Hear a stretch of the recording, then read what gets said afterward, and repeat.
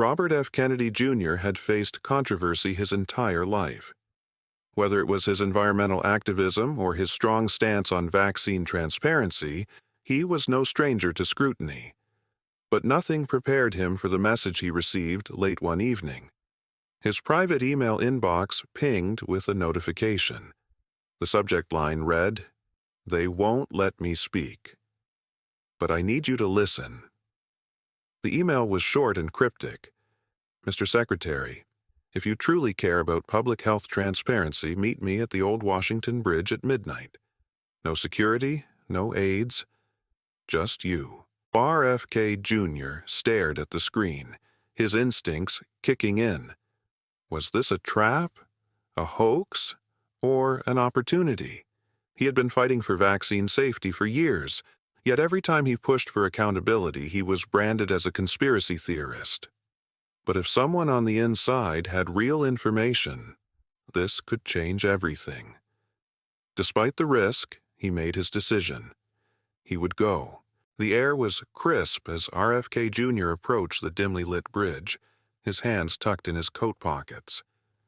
He glanced around. The city lights flickered in the distance. It felt like something out of a political thriller. A shadowed figure emerged from the mist. A woman, mid-40s, with tired eyes and a nervous energy. She held a folder so tightly it crumpled at the edges. "Doctor Evelyn Carter," she said barely above a whisper. "I worked as a lead researcher for one of the largest pharmaceutical companies in the world. And I have proof that they've been suppressing something that could change public health forever." RFK Jr. studied her, his skepticism apparent. "What kind of proof?" She thrust the folder into his hands. He flipped through the pages, his pulse quickening. Internal memos, confidential email correspondences, clinical trial data. One phrase kept appearing: "Suppress adverse findings at all costs." Dr. Carter took a deep breath. "For years, we've been developing an innovative treatment for autoimmune disorders. But during clinical trials, we discovered a disturbing trend.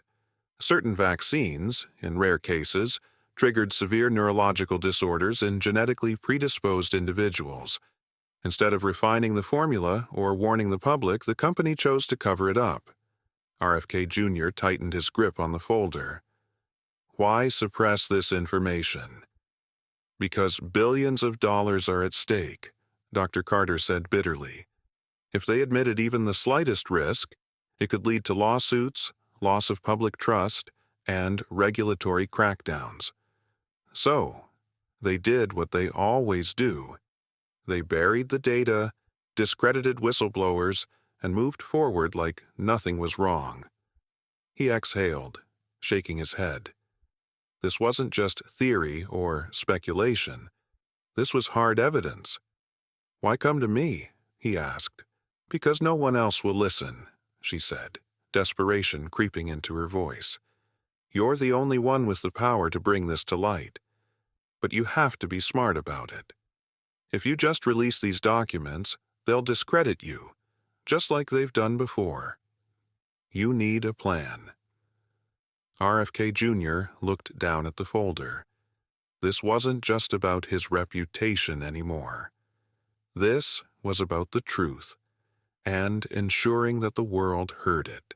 Instead of calling a press conference, where he would immediately be attacked as a fearmonger, RFK Jr. decided on a more strategic approach.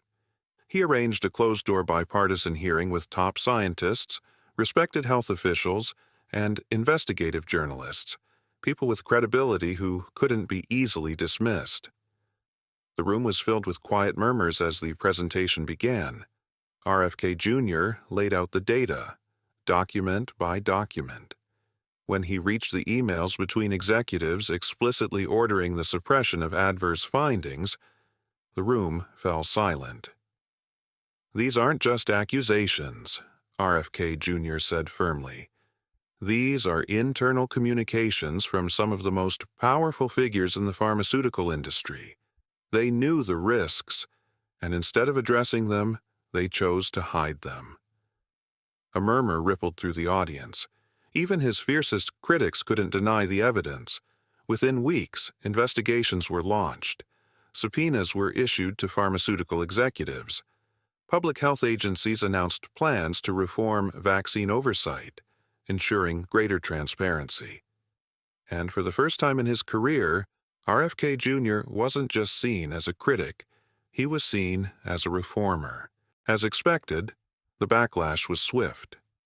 Media outlets exploded with headlines. Some accused RFK Jr. of undermining public health. Others hailed him as a hero for exposing corruption. Meanwhile, Dr. Carter had to be placed under witness protection after receiving threats. The pharmaceutical companies launched a public relations blitz, attempting to discredit her testimony. But the damage was already done. The truth was out. A few months later, sweeping changes were made to vaccine regulations. A new law was passed requiring full disclosure of all adverse trial data and creating an independent review board free from corporate influence.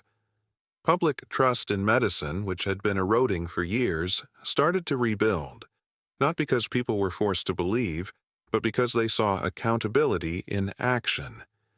At a congressional hearing, RFK Jr. delivered his final statement. "The truth isn't dangerous," he said, looking around the chamber. "Hiding it is. If we truly care about public health, we have to ensure that every American has access to accurate, unbiased information. Transparency doesn't destroy trust. It restores it." The audience erupted into applause. RFK Jr. walked away from that hearing knowing that for the first time in his life he hadn't just questioned the system, he had changed it. The impact of RFK Jr.'s actions went far beyond vaccine oversight. It sparked a movement for greater transparency in pharmaceuticals, food safety, and medical research. It became a case study in leadership classes, how an unlikely figure, known for his opposition to mainstream narratives, transformed an industry not through destruction, but through dialogue and exposure of the truth. And in the end, RFK Jr. didn't destroy medicine. He saved it. This story isn't just about RFK Jr. It's about what happens when someone dares to seek the truth, no matter the cost.